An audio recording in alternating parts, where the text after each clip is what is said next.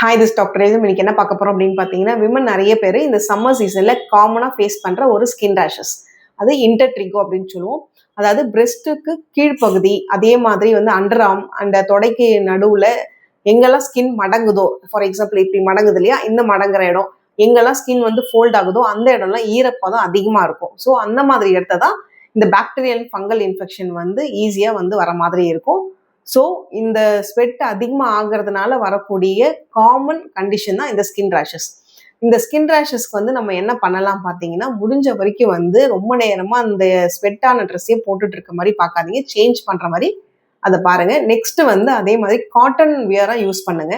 And குளிச்சுட்டு நீங்கள் வரும்போது அந்த ஈரப்பதம் உடம்புல இருக்காம நல்லா அதை ட்ரை பண்ணுற மாதிரி பார்த்துக்கோங்க. போட்டு அதுக்குன்னு அந்த ரேஷஸ் தேய்க்கக்கூடாது. ஜஸ்ட் காட்டன் டவல் எதாவது வச்சுருக்கீங்கன்னா அப்படியே தொட்டு தொட்டு இப்படி ரப் பண்ணுற மாதிரி பார்த்துக்கோங்க.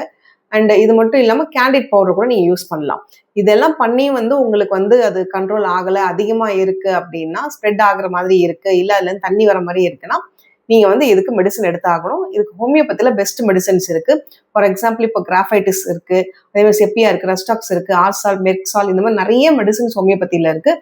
பட் இதெல்லாம் நீங்கள் வந்து செல்ஃப் மெடிக்கேஷனாக எடுக்காமல் நியர்பை ஹோமியோபதி டாக்டரை பார்த்து உங்களுக்கு எந்த மெடிசன் வந்து கரெக்டாக இருக்குமோ அதை டாக்டர் கொடுப்பாங்க. அதை நீங்கள் எடுத்தீங்கன்னா இந்த ரேஷஸ்லேருந்து நீங்கள் வெளிவர முடியும். தேங்க்யூ.